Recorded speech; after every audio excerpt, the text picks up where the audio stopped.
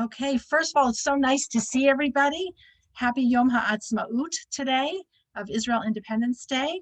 Why don't we start with our blessing, and then since it is Israel Independence Day, it's appropriate to talk about Israel and about our women's trip. And I want to tell you a little bit about it because it's going to be different this year than it has been, not only because it's a different time of year, but because there's something very special going on in Israel this coming year.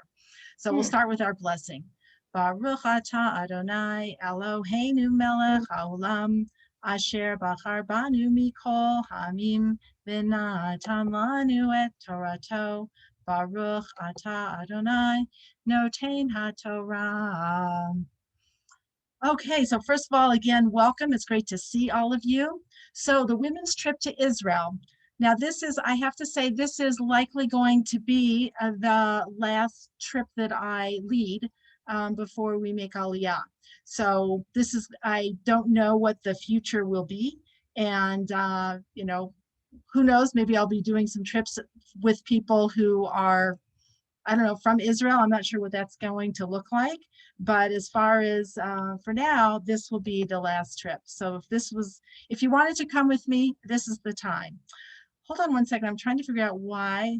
Oh, wait, I'm sorry. I want to change my view so I can see all of you. Sorry. There you go. Okay. So this is going to be the last trip that I probably will be leading. I did talk to Rabbi Liban about maybe being, the person on the ground in Israel and still doing things where I could meet up with people, and that would be very fun.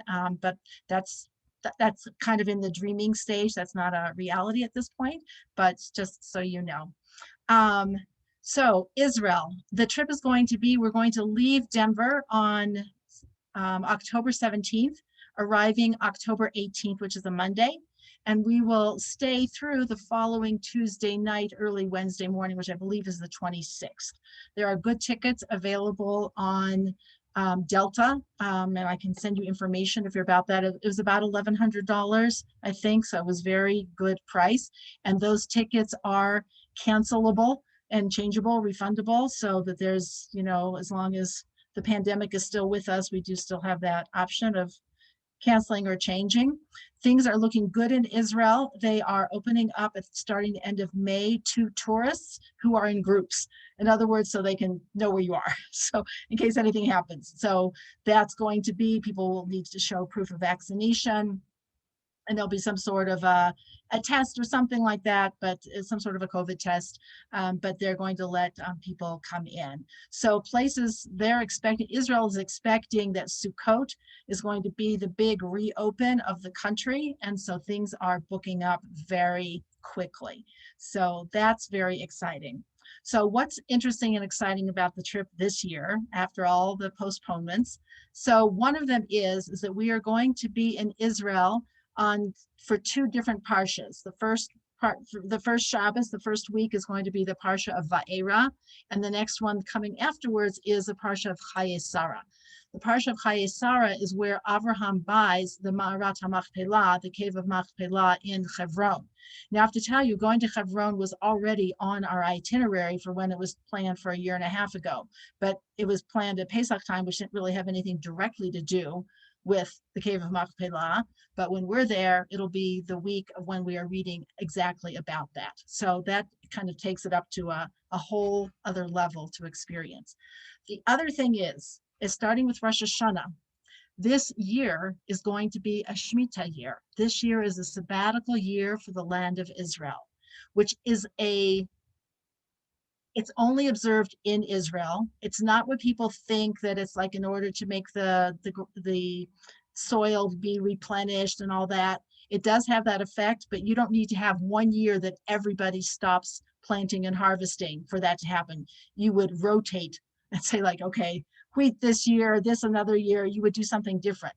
This is just a beautiful and very intense time in the land of Israel. The Shemitah originally was given to the Jewish people and to the land of Israel, where the Jewish people would stop their farm work and they would learn Torah.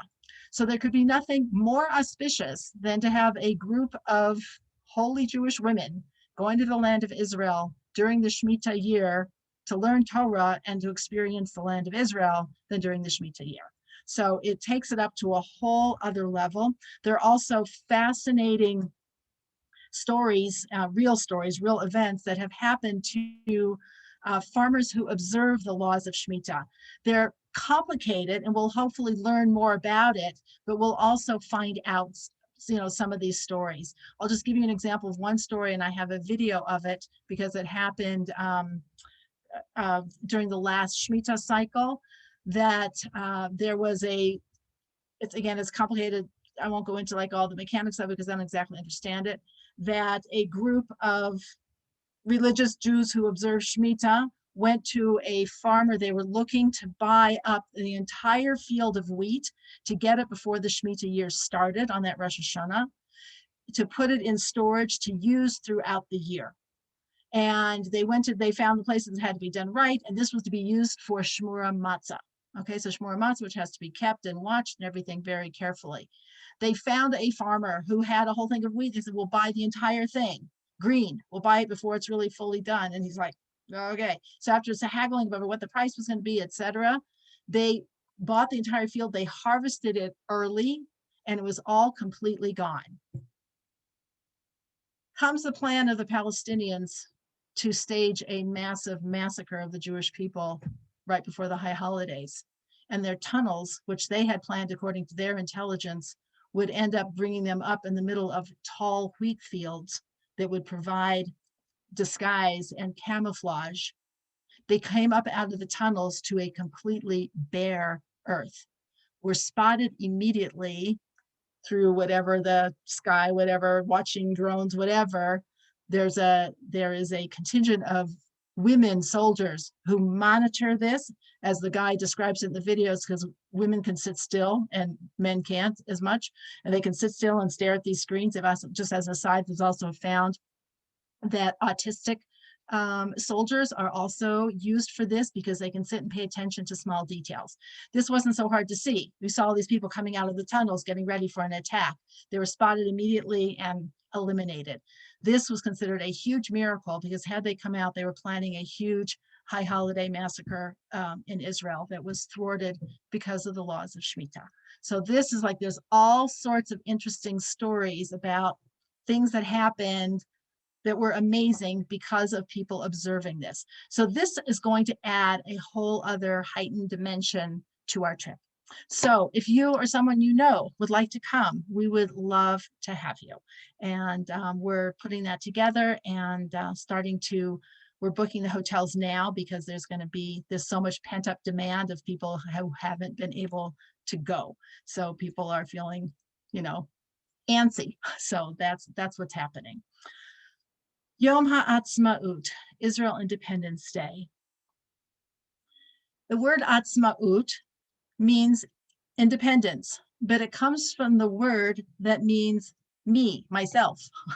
That's me. That's me means like do it by myself. That's probably what little Israeli kids say. That's me, by myself. I want to do it by myself, which is why it means independently. So this is the day of independence of myself. Now, there's a little bit of an issue about this, honestly, from a spiritual religious perspective, which is, the creation of the state of Israel, we do not consider by any stretch of the imagination an act that was done by ourselves without Hashem's miraculous intervention and making it possible. So it's a little bit of a misnomer that it's not really, that's me. It's not really myself. However, the idea of atzmaut, which means to do something for oneself, is what I'd like to focus on, and to have today be a Yom Ha'atzmaut for ourselves as individuals. Because what we're doing now during this time of Sfirat HaOmer, the counting of the Omer, is really our self-work, working on ourselves, trying to improve and grow and take the power of what came to us during Pesach and grow with that, go with that, and reach someplace higher. We're doing that. This week is the week of Tiferet, which means harmony and balance and beauty. And today specifically is Netzach Shebetiferet. Netzach means to prevail and to stick to it. Like stick-to-itiveness is Netzach. Netzachti means I won, we prevailed, we scored. So if you were playing soccer, you would say Netzachti, we won. I won, I scored. And so we are trying to have a netzach. We're trying to have a score and a win in the process of our growth in the quality that's called tiferet and harmony and balance. Harmony and balance, which seems like kind of a light, floaty kind of thing, is probably the most challenging of all. It's like maintaining balance is hard. You know, when you see a beautiful, excuse me, you see a beautiful tightrope walker or a gymnast, and they're walking on the balance beam like it is nothing, like it's nothing. And I took one little class in gymnastics in PE and physical education in high school. I think the first moment I like slipped and fell and like bruised my tailbone and was sitting on one of those little donut cushions for like 2 months because it looks easier than it is. Being able to maintain balance and equilibrium and harmony takes a lot of different qualities. Today's is being able to stick with it, being able to stick to it. It could be in a circumstance, it could be in a relationship, it could be in our own personal goal of how do we do it. It's like you have to stick with it. Think about all the things that we start. January seems like such a long time ago, but even thinking about, you know, resolutions we made. I'm going to do this. As Lori Palatnik always says, she comments that they always sell all the new memberships at the gyms in other years, not COVID years, and they never build any more lockers. They never increase their lockers because they know that people sign up and even pay money and then peter out. They just can't stick with it. So the quality of netzach, how much do I stick with what it is I'm trying to bring harmony and balance and beauty, and how much do I need to do it? Because it's easy to cave in. It's easy when you're trying to maintain balance in a relationship. One person maybe is stronger. I mean, most relationships aren't in total balance, and being able to do that requires the quality of yielding, which will be tomorrow's quality. But today's quality is sticking to it, of like sticking to your guns, and not in a mean way, but in a self-possessed way. And that idea is that's what we are trying to do. So that's the quality of how am I, that's me in myself. How am I doing this, of maintaining this harmony and balance through the quality of netzach that I need to be able to make that happen. The word atzmaut, etzem, also means like the essence, like the essence of something. It's related to the word for bones as well. The atzmaot are called the bones, like the bones of Joseph. Says, like, what keeps us up? It's like, if we didn't have our bones, we would be a pile, we would just be a bag of skin on the ground. We would be nothing. So it says like the bones, and we use this even when we talk about somebody having integrity, for example, we describe it in a bone metaphor. They have backbone. We don't say they have a tummy. We don't say they have, you know, whatever. They say they have backbone. They have something that's holding the whole thing up, and that's what allows someone to function. So this atzmaut, this ability to be focused on oneself, that is what we are doing during Sfirat HaOmer, during this week of Tiferet, of harmony and beauty and balance, with the qualities specifically of Netzach, of being able to stick to it and make it eternal. One of the names of God is called Netzach Netzachim, the eternal one that doesn't ever go away, you know, that's eternal. Moshe is associated with Netzach because of the giving of Torah, and that the Torah is Netzach Netzachim. The Torah is eternal and enduring, so that this is something that sticks. So when we think about what is it that is the most enduring about ourselves, it's like, well, let's see, my strength, I don't know, I feel like my body has gotten weaker being this past year. Even though I go on the treadmill, it's not the same as being out and about and moving. I was thinking about the astronauts, you know, when they go to outer space or whatever, that they have to do very specific exercises, and when they come back, they're weaker. They are physically weaker just from not having gravity. It's like, we are, you know, like there's a sense of weakness, and we are trying to strengthen ourselves. So how do we do that? It's like, what is the thing that is really most enduring in me? You know, sometimes people ask that when we have the resurrection of the dead, or when I am reincarnated, which me will it be? Will it be me at 15? Will it be me at 65? Which me is it? It's going to be your etzem. It's going to be the essence of who you are. It's going to be recognizable. And that is the thing. It's like, what makes us recognizable? It's not really our outer features. That's really not what makes us recognizable. What makes us recognizable in our essence is our neshama, is our soul. And everything that goes with that. That's what we are really trying to work on. So our soul, which is housed in our body, says we're supposed to think of that in the same way as God's presence being in the Mishkan, in the sanctuary. The metaphor is exact. The Mishkan, which was a physical structure, which had God's presence in it. Our body is called also a Mishkan with our divine soul, which is a part of God in us. We are divine beings. We're so focused on our physical, and we do have to pay attention to it because it's called the Temple of the Soul. There was a beautiful book that was written a long time ago called The Temple of My Soul, and it was about the body-soul relationship that we have to protect. That's why you're obligated to look after your health. You're supposed to, get sleep. You're supposed to eat well. You're supposed to exercise. You're supposed to shower. I mean, all these things are considered part of it, just like you would take care of the Mishkan, you would take care of your body. But it's not the main point. The main point is the neshama that is inside and protecting the relationship so that the neshama is comfortable in this place that we call our body, which is why we have so many halachas, so much guidance about how to live in a way that our neshama can be happy and can be expanding and growing and reaching its full potential. It has to be in the right environment.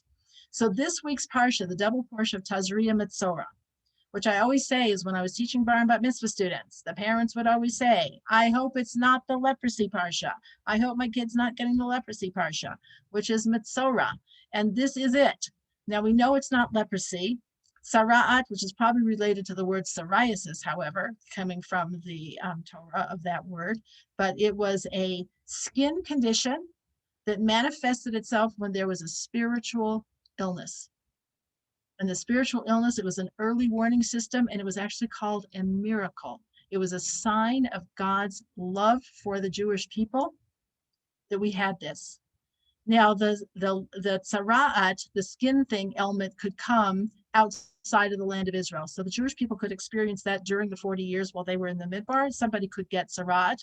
We know for sure they did because Miriam got tzara'at for speaking Lashon Hara, gossiping about her brother Moshe. She got tzara'at, and that was outside the land of Israel. But the other tzara'at that affects clothing and the home only would be in the land of Israel. It says that the land of Israel, which again goes back to the Shemitah year, is very sensitive to our behavior. It has a very sensitive, it's like a, like the Princess and the Pea.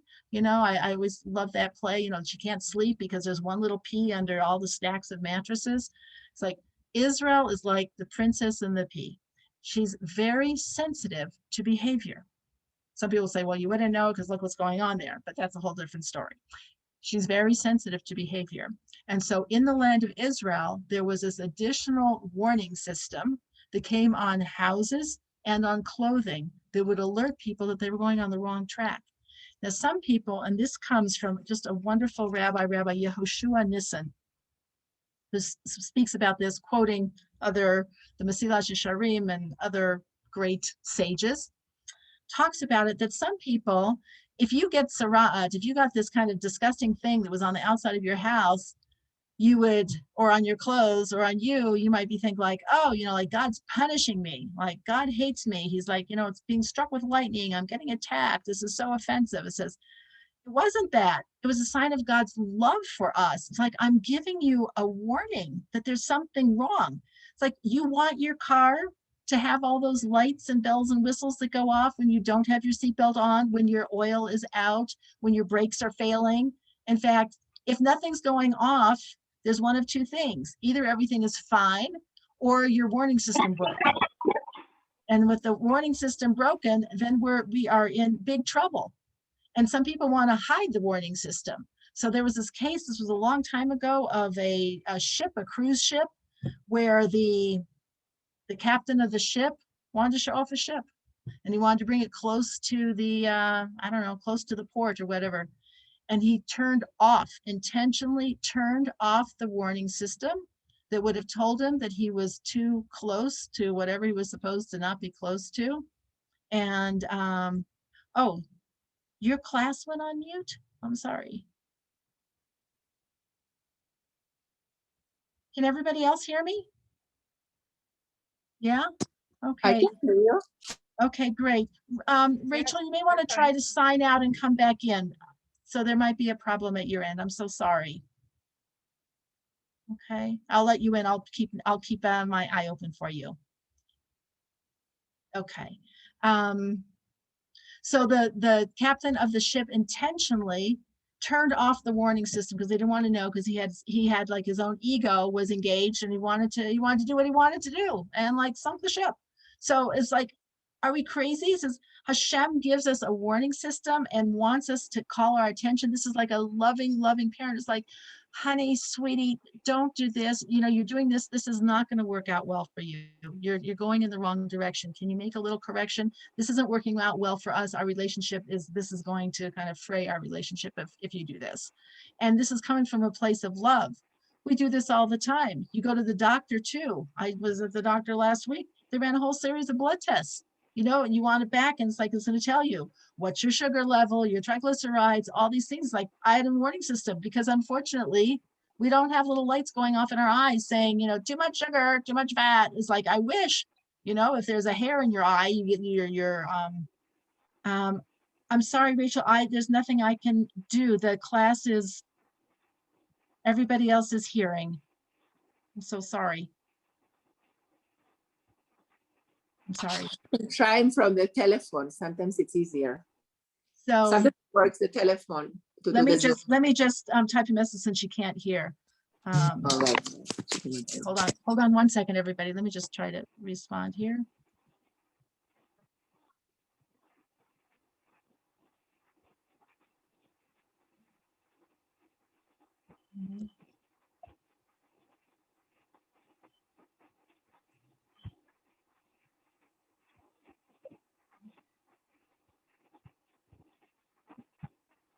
Okay. All right, we'll see if that works for her. Okay. Okay. All right. Okay, hopefully you saw that, Rachel. Okay, so this early warning system that we have is meant to, okay, good. The early warning system is meant to be a benefit to us. And in fact, the Jewish people, we long to have this system restored. We would like to be able to have this warning system and to be able to find out when we're doing something that is taking us off track. So the whole Parsha is like, we are trying to work on it. And what does this tell us? Is that this also tells us how much confidence and, I don't know what, high expectations the infinite creator of the universe has for us. And that if you don't think that somebody is capable of improving, you kind of give up on it. It's like, ugh, you know, that's just how they are. You know, I'm not going to bother. And it's when somebody says, you know, I know you can really do this better. I really want you to pay attention to this. This is a sign that we should be inspired by this. So when I was a Spanish major at the University of Denver, my Spanish professor, Senor Fernandez, picked on me. First of all, he called me Spanish major instead of Elena. He called me Spanish major. And it was like, because whatever it was I was doing wrong, it just felt like he was picking on me. So I went to talk to him. I'm like, I feel like you're picking on me. He said, you're a Spanish major. The other people are just taking the class as a requirement to get out of it. I'm not paying attention to them. Basically, I'm not saying that was a good teaching strategy, but he's like, I'm not paying attention to them. You're a Spanish major. I want you to be best. I want you to do it right. So he was picking on me. So then it became honestly a badge of honor. He called me Spanish major till the day I graduated. I know he did know my name, but I was Spanish major. And it's like, that's what Hashem is calling us, is child of God. You are a lofty neshama. He said the worst thing that people,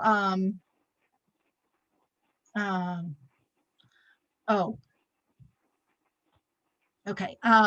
so that there is an idea that we are meant to be seen, that we are so great. So one of the worst things that we can think of ourselves is to say that I am a Homo sapien. It says a Homo sapien, which basically means an animal on two legs. It says that a person that feels that way about themselves will never have a perspective that they are lofty or great. It's like, I'm better than an animal. I am better than an animal. And so things like, considering how low I am, I'm doing okay. Instead of saying, considering how great I am, I really need to up my game. I really need to improve. I really need to work. I really need to address whatever it is, whatever the small issue is. It says, and how do we know what the small issues are? It says, take a look at your life. So the rabbi gave an example. He said that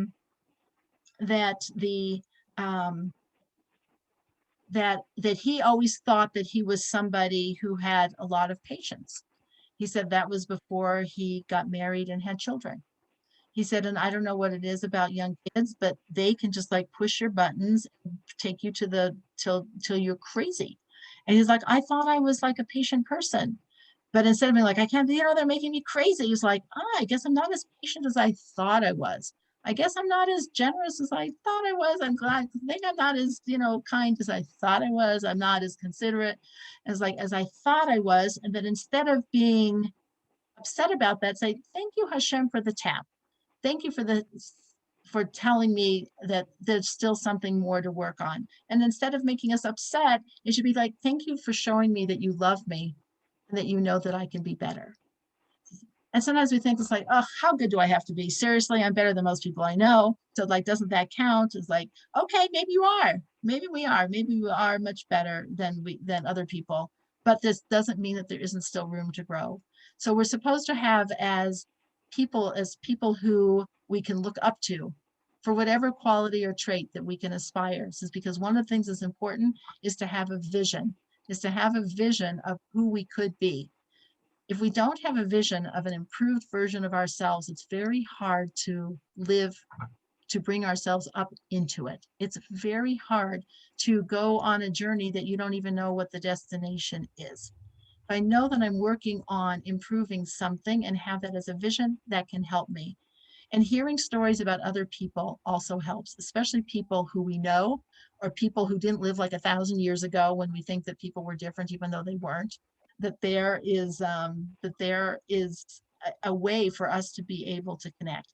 So this was so beautiful. I love when this happens. When I went to listen to this class from this Rabbi Yehoshua Nissan, I'm a member. You can be a member too. It's free. A member of Torah Anytime, which means there are hundreds of classes every week on the Parsha, on the holiday, whatever. And I just sit there and I scroll through and I look for a title that sounds interesting. I look for how many minutes the class is, if it's the same amount of time I'm going to be on the treadmill, or washing dishes. It's not so scientific. So I came to the Rabbi Yehoshua Nissan because of the title was Vision of Transformation. Vision of Transformation. I'm like, oh, I like that. So I listened to him. I've never heard of him before. I don't know him. I couldn't believe it. At the end of his class, he says, I want to share 2 stories about how you can have somebody in your own life who is a model of what it means to be a more refined person. And the person he proceeds to tell a story about is someone who many of you may know. It's about Rabbi Menachem Goldberger, whose mother is Rebbetzin Ida Goldberger, who just passed away during Pesach, who's from Denver. Okay, so I was at Rabbi Menachem Goldberger's bar mitzvah when I was 15 in Israel. My first trip to Israel, he was having his bar mitzvah at the hotel and they invited our family to come. And he was like a little kid, just average kid. He was a great basketball player, but he was like a kid. He is now Rabbi Menachem Goldberger. And not only is he a rabbi, he is the sweetest person. When you just look at his face, is like angelic. He's just angelic. So here he is, and I'm listening to this class. I'm like, oh, he's talking about somebody I know. So the story that he told us, his mother, Ida Goldberger, was in her late 90s when she passed away. She's also a delightful, wonderful, smart. My in-laws were very close to her. My parents were close to her. This is a Denver family, a Rebbitzins Rebbitzin. So she was in the hospital when she passed away, and the family was there in the hospital, and it was during Pesach. And so Rabbi Goldberger had all of the family on Zoom so they could be with his mother, Ida, singing to her as her neshama was leaving. They wanted to be there with her. And so they were singing to her, and he was following just like the medical machines and seeing her heart rate. And then when it flatlined, when her neshama stopped, then everybody said the Shema. They sang the Shema, which is what you do. Shema Yisrael, Adonai Eloheinu Adonai Echad, and then Baruch Shem Kavod Malchuto. That's what you say when somebody passes away. And they all did that. Everybody's sobbing. Like 3 minutes later, after this had all happened, one of the granddaughters-in-law signed on to Zoom. She couldn't get on. I don't know, whatever. She wasn't there for when her grandmother passed away. And Rabbi Goldberger, without saying anything, he repeated the whole thing, Shema Yisrael, and he did it as if she had died right then, not 4 minutes before. Now, this is no small thing because we don't take God's name in vain by saying, the Shema and doing this. It says, here he is, it's his mother who has been living with him for the past number of years when she moved from Denver to Baltimore and was living with him. You lost your mother, and this daughter-in-law, no offense to daughters-in-law, but it's the daughter-in-law signs on, the granddaughter-in-law signs on, and what does he think? He's thinking like, she's going to be so upset that she missed like our family doing this together, and she missed it. So he did it again. First of all, who's even thinking like that? Who's even thinking about anything other than themselves in this moment? And he's thinking about, how's she going to feel? I don't want her to feel excluded. And so he did the whole thing again. Said it was just unbelievable. And then the second story about it was during the Shiva. So if somebody passes away during Chol HaMoed, during the intermediate days, the Shiva doesn't start until after the holiday is over, which is very, very challenging. So they finished the Pesach, and then they started sitting Shiva for Ida Goldberger. So it's the first Shiva, it's at their house, at the Rabbi Goldberger's house.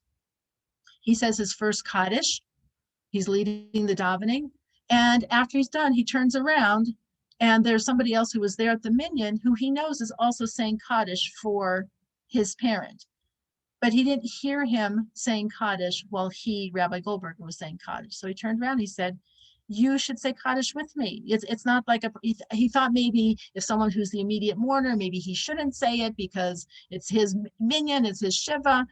But Rabbi Goldberger, instead, here he's like totally focused on his Kaddish, but there's a part of him that's hearing, oh, Rafi is supposed to be saying Kaddish too, and I don't hear his voice. It's like that sensitivity to, in your most challenging moments, let alone your good moments, your most challenging, difficult moments, to have your eyes open, your ears open, paying attention to what's going on with there are other people here. Most of us honestly would probably, would not do anything, would not be critical of saying, like I have, this is a bad time for me. It was a bad moment. I was stressed, whatever it might be. That's what we would say. And we would feel like we could be excused. And honestly, we probably could be, because we're not really held so responsible in those stressful moments. But here's somebody, you didn't get to that automatically. You don't go from point A to point Z in one moment. This is a person who has been working on himself for his whole life. This is a person who has been going step by step by step, because this takes time. This takes time to develop this kind of sensitivity. But we shouldn't think it's not possible. Now, these are not things, if he wouldn't have said this in this class, that now hundreds of people are hearing about it, these are not the kinds of moments that get you the front page press. Nobody's writing an article about this. It's not on TV. It's not, nobody's tweeting out messages. This is something that just was a private thing, but people do see it and people are inspired. And now we can share this and know this about this person who's like a real person who really grew up and just went to, Hillel Academy and like a regular person. And this is the kind of refined character that this person turns into. This is so amazing and so special for us to think about. Okay. So what are we working on in this week's Parsha? Is we are working on speech, because the alert warning system is primarily about speech, about negative speech, negative true things that we say about other people. And interestingly, part of the process, the rehabilitation process, was an offering of 2 birds. It says, why birds? It says, because birds chirp. Chirp, chirp, chirp, chirp, chirp, chirp, chirp, chirp. So it's just kind of interesting that even in our high-tech world, that we use language that's a little bit chirpy. I mean, we have tweets, Twitters, even chat. Chatting is chatting is not, chatting is wonderful. I love to chat. But chatting is not necessarily high-level speech. And there's a big problem with chatting and chirping and tweeting and twittering, is that we end up not necessarily paying attention to the quality or the worthiness of what it is we are saying. And when we don't do that, it says that then we end up saying things that are mistakes, that are lashon hara, and that this is a big problem. So the chirping of those birds were offered as part of the rehabilitation. It's like, I don't want to be a chirping, twittering, tweeting bird, because I'm a human being, and a human being is described in Genesis and Bereshit. The translation of a living being, the translator, onkelos, translate what does it mean to be a living being? A cow is also a living being. So what's the difference between a cow and a person? It says a speaking being. So that's what makes us different, is that we can speak, and that our speech can be intentional and thoughtful and can build and can destroy and can hurt and can harm and can help and can heal. It can do all of that. It's the most powerful tool we have. And so God, in his great mercy, gave an early warning system for how to use speech and to alert us when we were going off track with it. We've heard lots of times that God has put the tongue, that the shape of our face gives us an idea of how we're supposed to think about things. It says your tongue is flat. It's the only organ that's flat. Your eyes are up here, your nose is up, your ears are up, your tongue lies flat. It says, and that's how it should be most of the time, is at rest. It says, unless you have something that is the right thing to say at the right time, it's like, then it should be flat. And then in case it gets carried away, then it has like this barrier of teeth to keep it locked up behind bars. And if that's not enough, lips to seal it in front. It's like, so everything is saying, be very careful before you unsheath this thing that is called your tongue. So it says, like, I'm giving you as much protection as I can give you, but then you have to do something also. I heard something also beautiful that said, why are our ears on both sides of our head? They could have been anywhere. They could have been like, animals, like some of them are like this. They could have been all sorts of different ways. Like, why is it here, and here? It says, so we can hear 2 sides of the story. It says that we can hear 2 sides, and that's separated by our head in the middle, which needs to mediate and find the truth. But that we have 2 ears to be able to hear this side and to be able to hear that side, because there's at least 2 sides. Thankfully, God didn't give us more than 2 ears. I think that would look kind of funny, but I guess we'd get used to it. But we have 2 to at least tell us on 2 different sides of our head, but with the head in the middle, which also tells us that the ears are just an instrument. They don't make decisions. They're just like the satellite dish. They're just taking in the information. So when somebody says, well, I heard them say that, it's like, yes, you heard the sounds come in, but what did you do with it? So it's the head in the middle, the brain and the mind that has to arbitrate and judge what is heard. And so we have our brain in the middle of our ears to hear. So our mouths are supposed to be at rest unless we have something that is meaningful and significant to say. Otherwise, it said silence is great. Silence is golden. The right silence in the right way at the right time is golden, and that is our goal. So the Chofetz Chaim, who is known for the Chofetz Chaim Heritage Foundation, which is all about the laws of speech, all about that. He was known as a very good conversationalist. Because people, you would think, sometimes you see the pictures of, it used to be the thing that when you had your picture taken, you didn't smile. Do you ever see pictures like of your great grandparents or whatever? They definitely weren't saying, say cheese. They were like, it was, I guess it was considered undignified. You were supposed to go like this. That was like the picture of you, like even for your wedding, it was like that face. So you see pictures sometimes of these rabbis and you think, oh yeah, he looks like he wouldn't be saying anything. But I was like, no, he was a great conversationalist, but he didn't speak any Lashon Hara. But he chose that area to work on in himself because it was a weakness.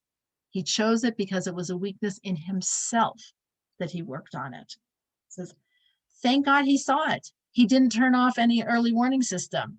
He saw it in himself and said, I need to work on that. I want my temple to be one where my neshama is comfortable in me, where God's presence is comfortable in me. I'm going to work on this. And he made it into a whole thing. So whatever it is that we pick, it can be on expressing gratitude. It can be on reaching out to people who are sick, people who are lonely. It can be about, whatever it is that we can pick a thing that can be like our special mitzvah, our special thing, but it should be something that we think we need to work on. Usually we think that we're supposed to find what everybody else is supposed to be working on. And we're like, they really need to work on this. And it says, this is Yom HaAtzmaut, which is what I need to work on, not what other people need to work on. Because the truth is when we work on what we need to work on, we end up helping other people. We do inspire other people. It seems indirect. It seems like ineffective or whatever. It makes a difference. And then we can be somebody like a Rabbi Menachem Goldberger, who in the privacy of a hospital room, in the privacy of a Shiva house, is radiating and messaging a message without saying anything to anybody about what they should be doing. He's just doing him. And by doing himself, he is really giving a message to everybody. And the truth is we are too. Other people do know what we're doing. Do you ever wonder, how is it that something becomes like the thing to do? We're all connected to each other. And it's like an aspen grove that when the nutrients come into one, it spreads out through the entire system. And when there's a deficiency, it also spreads through the entire system. So that we can impact the system through what we do. So we shouldn't think that even though we have the illusion that we're isolated, we're not. Everything we do is having an impact, even behind closed doors in different cities, different states, different communities. It's all impacting the system. Tazria Mitzora, this double portion is saying the whole thing is a system. It goes and it goes and it goes, and whatever we do, our contribution to it makes a difference. So here we are again. We are in the month of Iyar, which just started. The month of Iyar is a month of healing. It's an acronym for Ani Hashem Rofecha. I am God, your healer. It says, what does that mean? Like God is dispensing medicine to us? It's like, yes. And what's the medicine? The medicine is Torah. It says the Torah is the medicine, is the path, is the directions, is the guidance for how to fix ourselves so we can be healed. And God is helping us. God is our healer. But we have to do the work. At the end of last week's Parsha of Shemini, it ends, this was on page 607, if you have the Chumash, verse 44. It says, for I am Hashem your God. You are to sanctify yourselves, and you shall become holy, for I am holy. And you shall not contaminate yourself, etc., etc. For I am Hashem. And then the word that uses it says, Hama'aleh, who elevates you from the land of Egypt to be a God unto you. You shall be holy, for I am holy. So this you shall be holy also means, and you will be holy. You will be holy. But what's the first step is, it says, Vehit Kadishtem. which I'm learning from my Hebrew grammar, is reflexive, which means you do it to le'atzmi, to yourself. That first you put in the effort to bring yourself up, and then I will make you higher. It's not a spell of like, God bless me. It's like how people think about kashrut. It's like, did the rabbi bless it? It's like, it's not a blessing. It's a process. it's the rabbi's only there to say the process was done. There's no blessing involved. It says, what does that mean to sanctify oneself? It's to elevate oneself by first recognizing that we are holy. You are holy. We want to live into and up to and elevate ourselves to the level of holiness that God sees in us. God is there to cheer us on. God is our, think of your sweetest, most compassionate friend, coach, teacher, mommy, whoever it was that saw the best in you and helped you become who you are. That's God's on steroids of that. It's like, I know who you can be. I know who you really are, and I want you to succeed. So I'm going to tell you when you're missing it, because I don't want you to go off track. Be like if you had a broken Waze. Have you ever had? We had that sometime. Before it was Waze, it was like, we got one of these GPS things. They're great unless it doesn't work, and then you can be going in the wrong direction and it never tells you turn right and make a U-turn. It just lets you go and go and go. It's like, you don't want that. You want a system that's going to say, recalculating, turn left, make a U-turn, turn around. We don't yell, except in a comedy skit. You don't yell at the Waze giving you information on how to correct. You're grateful for it. And you especially appreciate, especially in Waze, when they say, be careful, there's an object on the road, be careful, there's traffic, be careful. And it's like, wow, the more information I can have, the smoother my ride goes. It's like our ride through life, we want as much information as possible. If we get an alert of like, oh, I'm not doing that right, instead of like saying, well, I don't want to hear about it, I'm turning off the system. It's like, no, I love you, thank you, thank you. When Tina Slatkin and I wrote our book, we hired someone to edit. And we had somebody else edit who didn't really do a good job, because they didn't find anything that they thought was wrong. It was like, well, we know there's something wrong, so why would we do that? So we hired somebody and we developed the closest relationship. Now, on one hand, you could say, you know what, she was so mean to us. She took every sentence apart and she's telling us this is wrong, we should change this. Like, she's so critical. And every time she handed us a draft, we're like, thank you so much. Thank you. And not only do we appreciate it, we paid her to do that. So it's like, we want to be edited because we want to be as great as we know we can be. So this is the Yom Ha'atzmaut. This is the day about me, myself, and I, and what I can do to strengthen each of these qualities. We're blessed to have the count of Sphira so that we can just work on one little thing at a time. It's not everything. We're not talking about perfection. We're just talking about moving it forward and upward. And to be able to do that, to be inspired by other people, to be inspired by ourselves of the things that we have done, of when we have overcome, when we did find our place of balance, where we did have, like today, where I did show netzach, I did show stick-to-itiveness in reaching harmony and balance and all of that. I did do that, because if I did it once, I can do it again. And so we're looking at doing this, that we're not starting from scratch. And at our age and stage, we are really not starting from scratch. So everybody has in our memory bank times where we were successful, even if it was for a moment, doing whatever it is that we aspire to become more of. It's not that we're not starting from nothing, we're starting with something. God willing, we'll find ourselves only going higher and higher and higher, more and more elevated, growing into our true selves. And our Yom Ha'atzmaut will not be just like a day of just working on myself, but a lifetime commitment. That is the ultimate tikkun olam. The repairing of the world, that olam that we're really working on, is me, myself, and I. Because as I fix myself, I do fix the world. It feels indirect, but it's really the most successful way to go. And let me tell you, it's a lot less frustrating than trying to fix everybody else anyway. So we might as well work on ourselves, because that's That's the project that we were given for sure.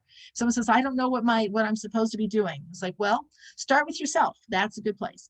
And so when we start with ourselves, everything else will radiate out from that. And we will make the impact that we are meant to make in this world. Questions or thoughts about Sphira, about the God as healer, about any of those things, Sara'as, anything? Marjorie, you look like you're getting ready to unmute. Maybe not. Yes, my question is, I think the blessing too is noticing the signs. Very good. Yes, great. Okay, say more. Tell me. Well, because lots of times, at my worst, I don't note, I'm not really sensitive enough to hear those messages or those early warning signs. I'm just sort of blissfully, blindly going my way. And that's why, prayer is so important, and solitude, and, and nature, because you want to really tune in. That's such a good point. So 2 things I'll say about that help us. One is, especially the month of ER. I mean, we do have these holidays because we had Yom HaShoah, we had Yom HaZikaron, Yom HaAtzmaut, but from the Torah perspective, there are no holidays now. It's a time of quiet. It's a time of listening, where we can pay attention to what these signs are. And it's kind of like the opposite. When you learn a new word, you see it everywhere, or anything that our attention has been brought to, then we see it.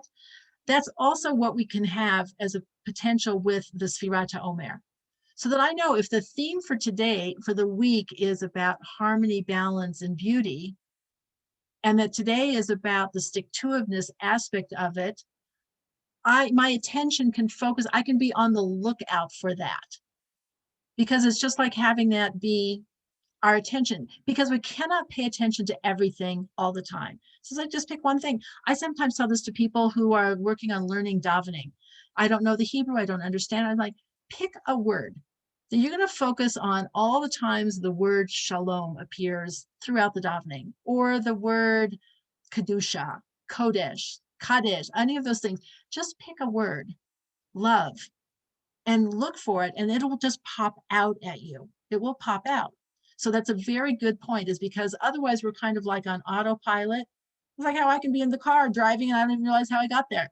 And I think I was paying attention to the traffic, but maybe there's part of me that was not paying attention to anything. I was like deep in thought. I go to, King Soopers, and I was supposed to go to the laundry. I don't know, it's because we're distracted. So I think tuning in is a really good point. And maybe, if not for anything else, having this Sfirat HaOmer of a tuning into a topic and tuning into a specific can be very helpful to start our day with that. And what's interesting is we do Sfirat HaOmer the night before. Okay, so that it really started last night, which means we go to sleep with it. So that's like kind of falling asleep with the radio or whatever, like playing a song and then you find yourself singing it the next day, it's a little bit more in the forefront of our mind. So I think that is a really good idea. When you also talk about the signs, it's sometimes not easy, though if we start thinking about it, we might notice that we trip on the same things over and over again. That we have kind of like same song, next verse, this again, I didn't work on this enough yet already. I still need to work on this. I thought I was doing better. It's like, you are doing better, but let's do some more. That all of us kind of come into this world prepackaged. That was the hard drive. It came in prepackaged with factory defects. It's like when you buy something that has a fabric and it looks like it has holes in it. It says, don't consider this a defect. This is the sign that it was handmade. It's like, that's the human being. Don't consider it a defect. That shows that you were handmade. You're not plastic. You're a person. And we came in with factory defects that we are meant to pay attention to, but it's hard. I one time had a very difficult situation where I kind of got the idea that somebody wasn't really speaking to me, but she was kind of shy and whatever, so I didn't totally notice it. And it wasn't until several times I'm like, I think she's not speaking to me. I'm like, hello. And so it was close to her birthday and I sent her flowers. I just want to say hello. I'm thinking of you. And then she called me. She said, well, I'm so glad because I've really been mad at you. Now, yes, it would have really helped if she would have told me this instead of me having to guess. But it's like, okay, I'm like right over my head. I wasn't paying attention. So that's the other thing, is we don't necessarily give people a lot of information And, especially in communication, there's so many subtleties where we're saying one thing and we mean something totally different. And it takes a lot of talent and paying attention to say, like, you said this, but I think maybe you really meant this. Yeah, sure, that'll work out fine. It's like, really? Like, it doesn't sound like you're a little hesitant. So that's why it makes it hard to pay attention to the signs, because they're often very subtle. So we do have to really make an effort.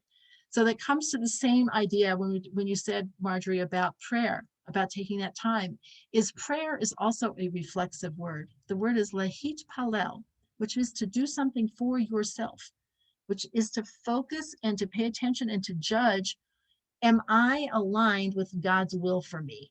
Which means I have to pay attention to that and see, like, is it really, or is it really like this? Is the nose like off over here? Now you have autofocus on camera, so people don't even know what you're talking about. But we are trying to go through a process, and we have to really pay attention. And we can often identify it when we see the bumps. Where are the glitches and the bumps in my life? With myself, me with other people, me with Hashem, where are those? And instead of accepting them as normal, well, like, that's just how it is, say, is it really? Could this really be improved? Is there a better way to have this relationship go? Could I be really doing something differently that would help? So very good, thank you. Anybody else have something else to offer? Okay. Well, I wish everybody a wonderful Yom HaAtzmaut, and it should be a day of yourself, and Chag thinking Sameach. about that, and Chag Sameach, it should be a real simcha. And realize again that Hashem's in this picture, that ER is Ani Hashem Rofecha. I am Hashem, your personal healer. It is, you are not in this alone. I didn't say goodbye and good luck. I'm here with you, for you, encouraging you, and with you, and I know you can do it, because God want to be close to you, and I want the relationship to be as smooth as possible. So I'm going to help you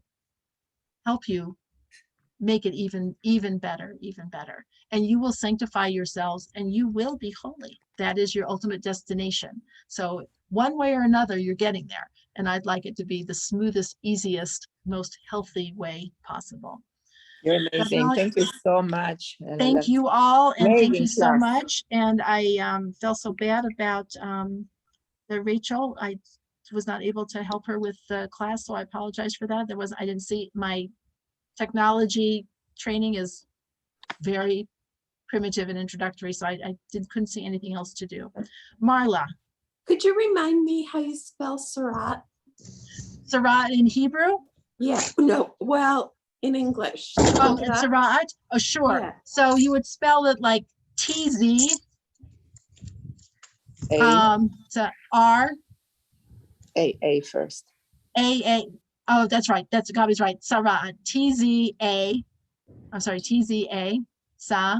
And then apostrophe RA.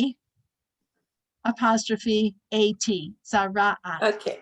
Thank you. Interestingly, Yes. the word the word may be the basis of psoriasis. It might also be the basis of tsurus in Yiddish.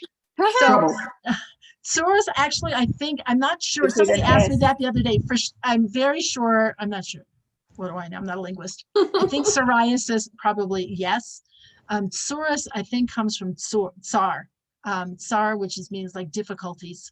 Like min ha-meitzar karatiya, from the narrow constricted place, or like Mitzrayim, of a narrow place. I've got sarot, which are difficulties. So that's the saras. Yeah. Thank you so Ellyn, much, Ellen. I was in the car, and so that's why I didn't have my video on today. And I'm looking forward to listening to the recording, because naturally, being in the car, I was somewhat distracted. But for the first time, you introduced me to a different celebration of Yom Ha'atzmaut, and I'm really excited about that. And I'm very grateful and appreciative. Thank you so much. My big pleasure, Rachel. I'm so glad you were able to join us from wherever you were. That was great. It was beautiful. Thank you so much. Thank you. Ellen, can I ask you one little Thank thing? you, Ellen. Of course, Gabi. So I'm so sorry that I was on an important phone call and didn't notice the time, so I was late 9 minutes. So did you talk about Yom Ha'atzmaut, that we should be finding our own independence in our lights, or what It did I was miss? really of saying that Atzmi means for myself, and that it's a time to work on ourselves and our personal growth. And the word atzamot also of bones, of like what holds us up and together, and that we're supposed to be focusing on our spiritual path as individuals, and that is, on one hand, it seems selfish, but it's in a way the most selfless. We become God's greatest gift to humanity by working on ourselves, and that's our ultimate gift to humanity, is the work I did on me, because the work I do on me has to do with my work with other, in my relationship with other people, with Hashem, and with myself. Yeah, that's, we won't have all, if everybody would do that, we wouldn't have all the problems we have.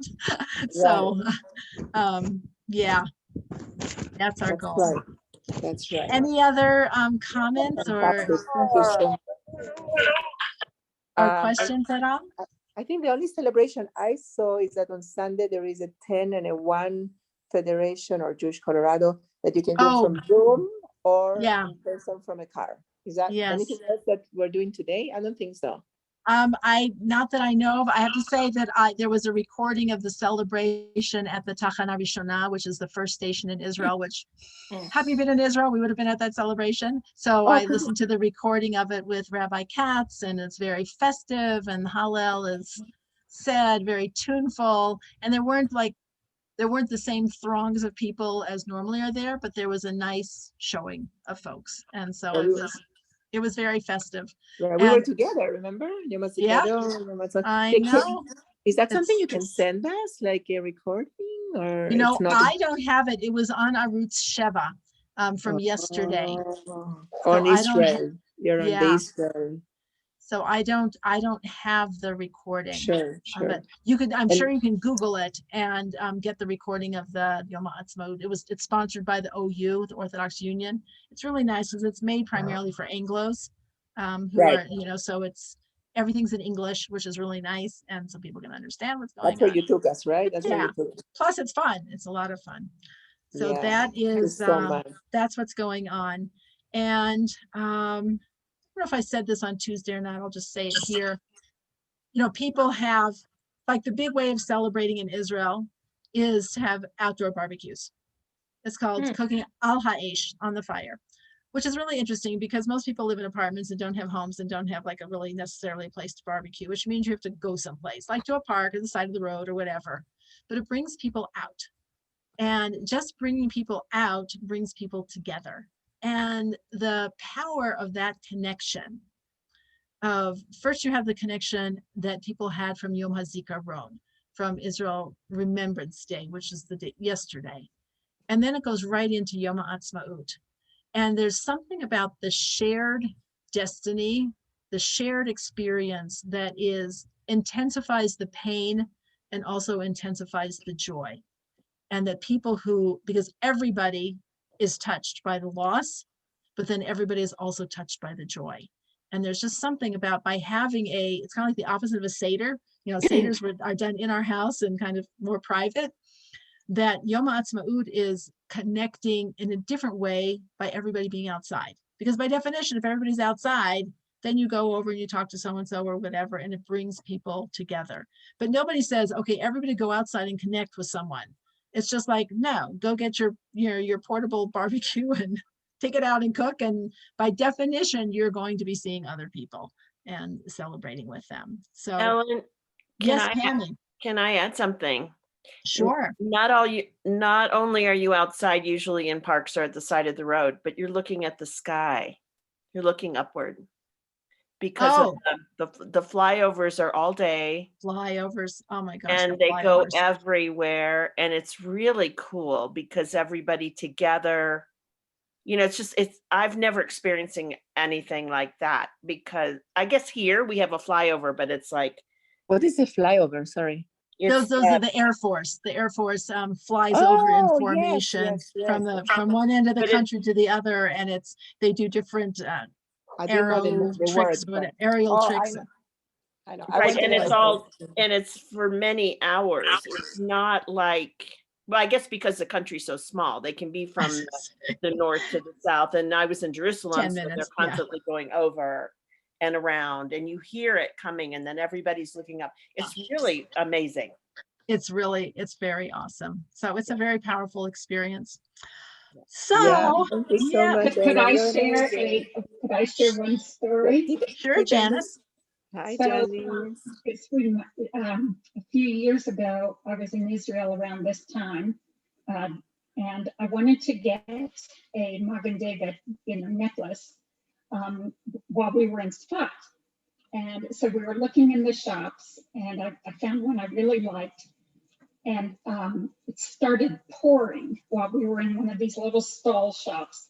And the owner, or the guy working in it, he goes, "This is the holy rain of VR. We should go outside and stand in this holy rain, open your mouth to take it in." And so oh my God.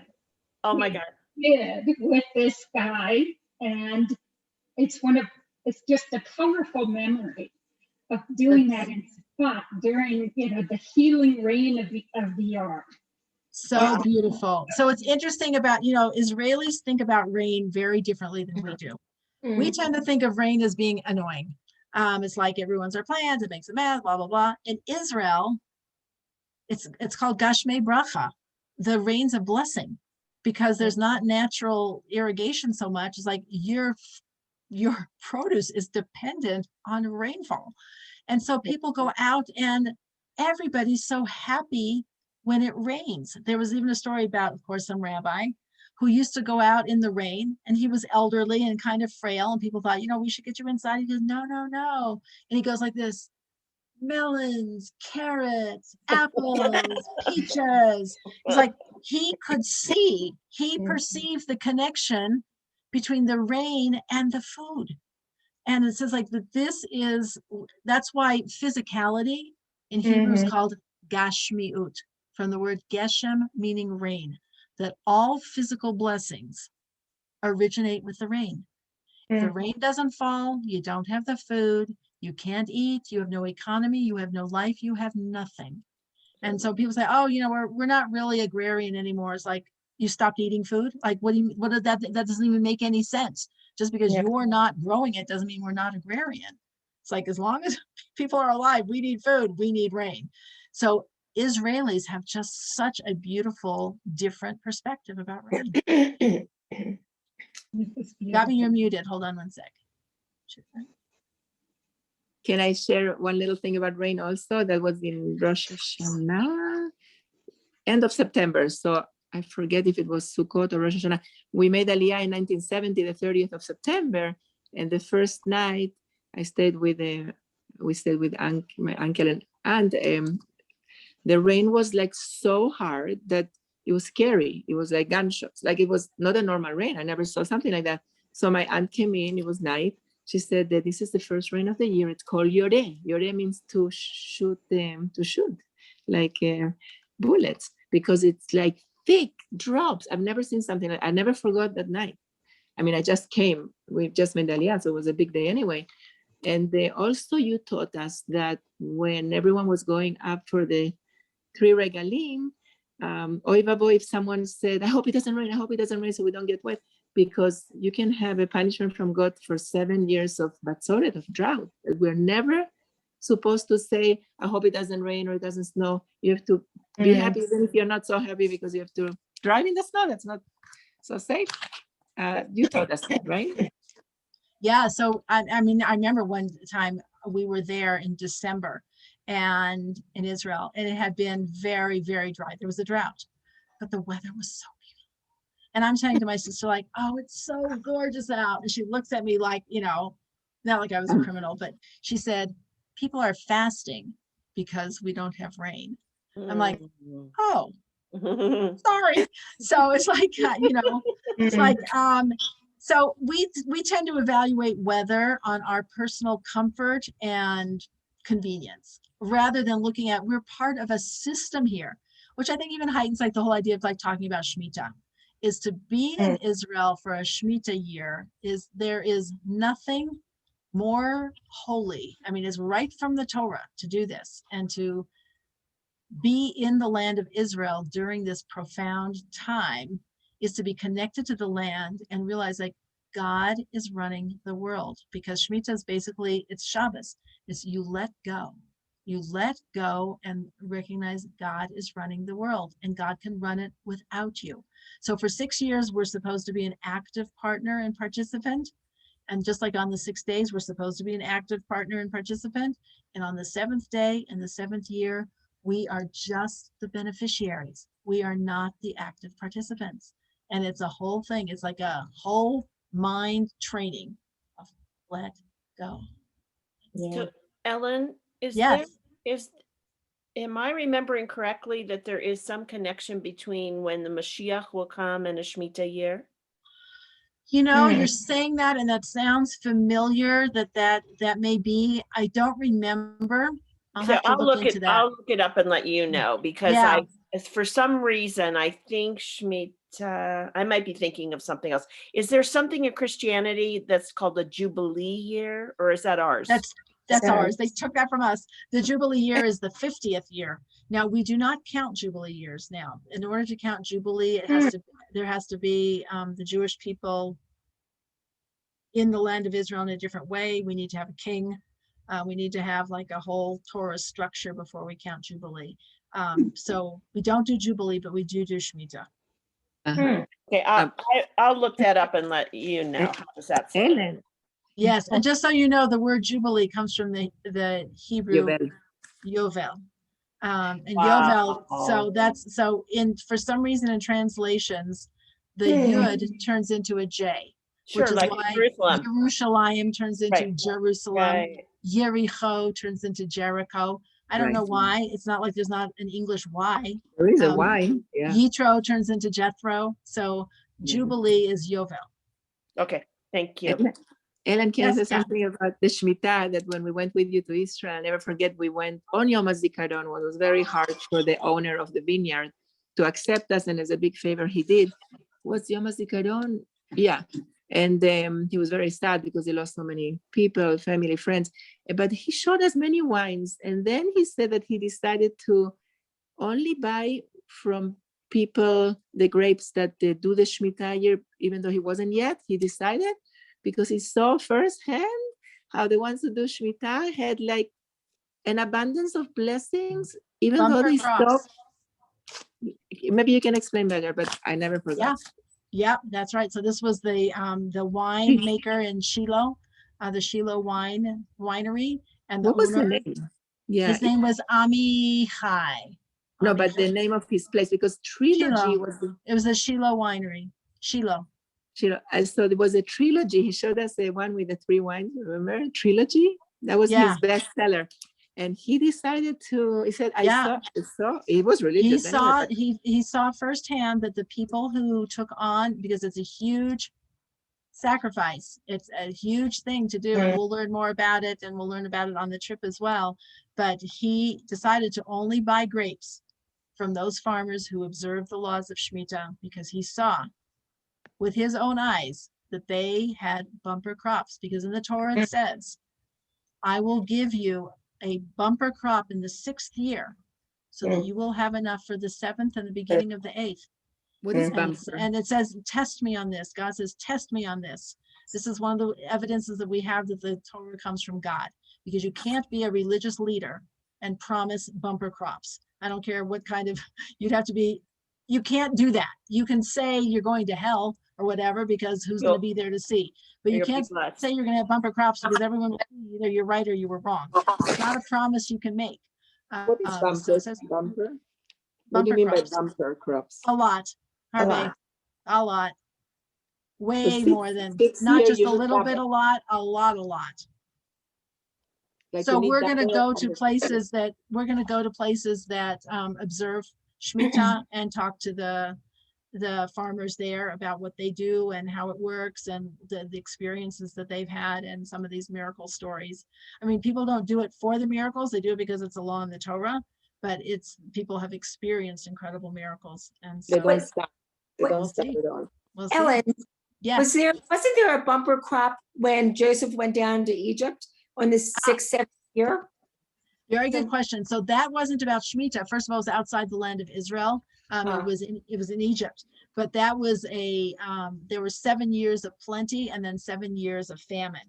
And Joseph's, but it was not related to Shemitah. Okay. But that's a good connection to make because he worked out a storage system for the food so that Egypt didn't starve and that they could also sell to other people. He basically single-handedly saved the entire country, which is why when later it says that the next Pharaoh that came didn't know Joseph was like a complete lie. It's like, you do not forget in your history the person who was responsible for saving your entire nation. They'd be like, oh, I forgot about that. It's like, you wanted to forget. Yeah. Right. So Ellyn, last question. What Shemitah means that on year 6, you can plant and Hashem already blesses us double or triple. And then on year 7, you don't, I'm not an agriculture person, you don't plant, you cannot plant. No planting. And you harvest differently. And I don't know enough about it. I'm the person who has to get out my notebook each year at Pesach to remember how to make Seder. So something that happens like once every 7 years is a lot harder for me to. Right. So when you're in Israel, ask the farmers and teach us after. Well, that's what we're going to do. We'll learn about it somewhat in advance, and then we'll learn about it. It's also one of those things that unless you're there, it doesn't make as much sense to learn about it because it's not relevant. The only time it's relevant is buying products from Israel. So my little Shemitah story, this was several Shemitah cycles ago. I went to King Soopers to get flowers before Shabbos, and I was getting ready to pay for them, or maybe I had paid for them, I'm not sure. And I happened to look at the wrapping on it, which I never do. And it said, product of Israel. Well, that was lovely, except it was during a Shemitah year. So during a Shemitah year, you can't, there's restrictions on what you can do and taking things out of the land of Israel and how they were harvested. So I put the things back, and the woman said, you don't like the flowers? I said, am I going to even explain this for 1 second? I said, no, I just decided on something else. So thank you. But it was a Shemitah thing. So there are things that get wrapped into it. I don't know enough about it. I've been to classes every 7 years on it. And I have to say it goes in one ear and out the other because I don't have any practical application to do it. Unless when we go to Israel and see our kids, then we're, we follow whatever they tell us to do. So we'll find out more. So it affects us here too. I didn't know that. But when you go to a Makolet there to buy something, you told me that you buy only things that say Shemitah year. I forget what you told me. Yeah, I don't remember what it says, but you buy things that have like a certain hechsher or that have a sign that say they were produced in a certain way. So it's like produced on the 6th year. Maybe either the 6th, I don't remember, but it's like if you have a certain hechsher, then you know that it was done in the right way, and you don't have to be the expert in knowing what it was. You just know. It's like when I buy something that has an OU on it, I don't need to know what they did. I just know that it was done right. So there's another hechsher. Wow. Yeah, there's a hechsher. A Mahadran hechsher will give you something that it will be right. Correct. Right, and I have a person in Tzfat. I have a person that is from here that I love, that says Shemitah year is great because you're allowed to grab anything from the trees. That's right. It's public property. That's the other thing that's so beautiful about it, which we'll also learn about. Public property. You don't, if you have a fence around your orchard or something like that, you have to open it up so that anybody can come in and take, including animals, people. It doesn't belong to you. And then the thing is, like, we are God's guests. We are God's guests. Wow. And it's a mindset. It's like, oh yeah, this doesn't really exactly belong to me. It belongs to God. And it's just a very different thing. God's in charge. It's God's world. And we're the guests. And he's helping the poor because that's the year they don't starve, the only year. Right, the poor can come and take. Everybody can come and take, whoever wants to. Yeah. Jerry, it sounded like you had a question. So I was going to say, does it start at Rosh Hashanah and go for the year? So it starts at Rosh Hashanah Then how do we do Sukkot when we have the etrogs and the lulav and etrog? Great question. So I don't know all the details, but I know, for example, last time around, I remember when our son was, because I said, like, what are you going to do for a lulav and etrog? So you can get for you, or you can get for a community of people, but you can't sell it. It can't be, it's outside of the normal economy. So there's this whole thing, it goes, and it's complicated, I don't totally get it. So he said, somebody went to the etrog orchard and you ordered, like, I want an etrog, and they went and got it, which you were able to do. And then he charged them, not for the etrog, like for shipping and handling. You can charge for your time to go. You can charge for packaging. You can charge for the gas. You can charge for that. You just can't charge for the etrog itself. And then you give it. So it changes it. And so some say, well, that's just a legal fiction. It's not anything. It's like, oh, yes, it is something, because it has to be legitimate. And there's like a whole process on how you do it. Because, yeah. The person who sold it charged for everything but the etrog, the effort to get it, or that's it? Yeah, no, I don't remember all the details, but if you don't charge for the etrog, it's the same thing as, like, it says, like, you're not really supposed to charge for teaching Torah. I can charge for my time. I can charge for the opportunity cost of that, you know, if I wasn't doing this, I could be doing something else. I can charge for my supplies. I can charge for, you know, to include the cost for keeping up my website, but I'm not charging for the Torah. So it's a different kind of a concept. It just changes your mindset of what belongs to everybody and what belongs to God. And, you know, what does ownership really even mean anyway? What does that mean, you own it? It's like, the Torah is not mine to sell. It's a gift that's mine to share. I can't sell it. So that's why it used to be that the great rabbis or sages always had a different career. You know, Maimonides was a doctor.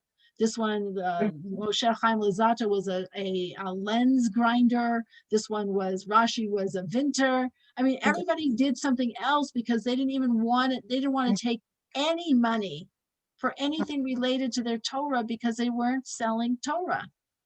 Right. Because once you think, like, I'm selling Torah because I've got it and I'm selling it to you, it's like, first of all, the arrogance of that is, you've got to be kidding. It doesn't belong to you, and it's open for everyone. And yes, you know, as an economist, this appeals to me. You can charge for the part that is a cost, not for the thing that you cannot put a price tag on the actual product. So once again, what is the vinter today? I don't know many English words. I'm sorry. Somebody, wine. That's why we have Rashi, wine. Someone who. How do you write it? VIN? TER, vinter. And then what was Rabbi Luzzatto? Luzzatto was a lens grinder for glasses. Lens grinder, made glasses. And he's buried with Rabbi Akiva, you said? He's buried with Rabbi Akiva. In Tiberia. In Tiberia, yeah. And for example, let's see, who else is the Chofetz Chaim had a grocery store. I mean, you know, it's like he had a little marcolet. I mean, all these people did other things. Yeah. And part of it allowed them to not charge for, they weren't charging for Torah. Right. You know, and you can see what would happen. Someone say, well, you know, like, I'm the greatest, I'm the Gadol Hador, I'm the greatest sage. So, like, my Torah is worth, you know, $1,000 an hour. It's like, no, it isn't. Like, if you could, your Torah is the Torah God gave you. And you can, as I said, you can charge for costs associated with it, but not for the Torah itself. And it may be kind of like, you know, semantics or whatever, but it is a mindset that says it is not for sale. Right. And the Torstis all believed in that. All the Torstis had professions.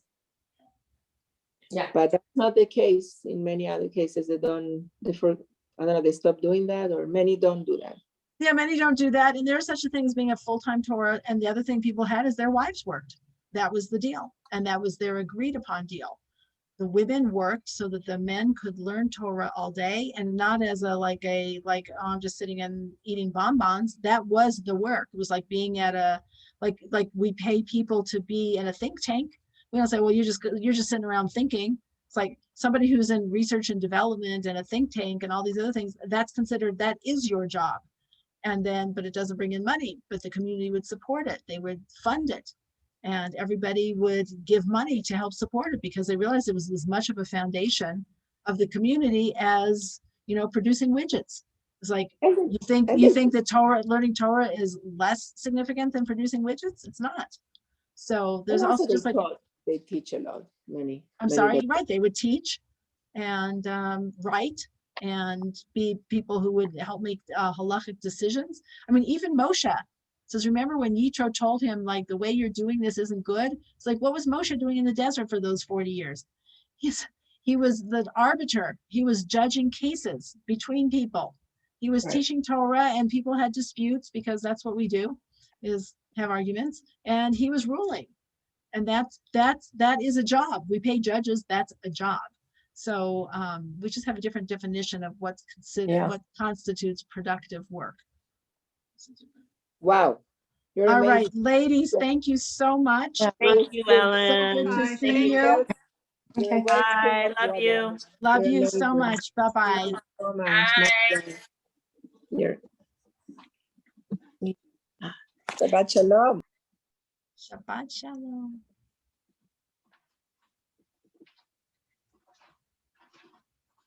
So, Ellyn, before, I just wanted, I know we set up to chat a little bit. I'm concerned about the woman who couldn't get connected and don't know whether you want to contact her first and then we can talk. I'm actually in the process of writing her an email. I mean, a text here. I don't know, she won't see it probably because she's not on, but I'm gonna still send it to her. She said she said she was muted. Yeah, I know, and we kept telling her things to do, and I realized she couldn't hear. Yeah, so I restart your computer. sent her a message saying to sign out and to sign back in. So then she just said, yeah, I saw what she wrote, and I just felt so bad, and I was like, it's not our end. It's not. So. Let me just send her this message. Yeah, no, I'll just sit here till you're finished. In fact, I'm going to go to a different room.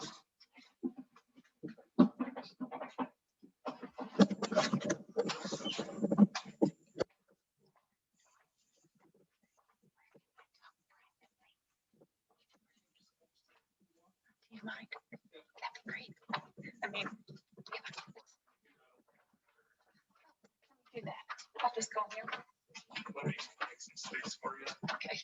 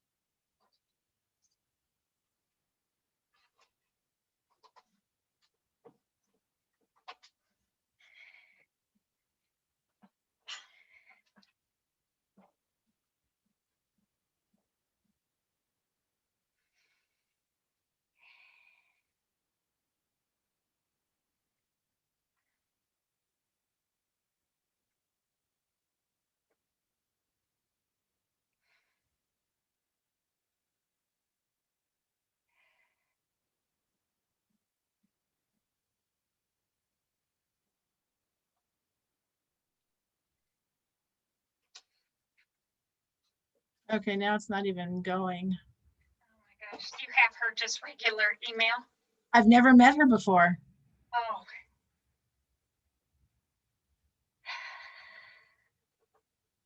It won't even let me send it. Oh my gosh.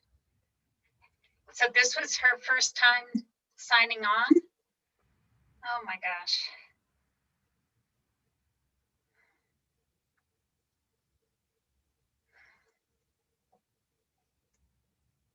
Okay. All right, I can't even send it. Oh, it's so tied in with what you were talking about, of, Janice, I just want to tell you, this is all being recorded now, so hold on one second. Oh,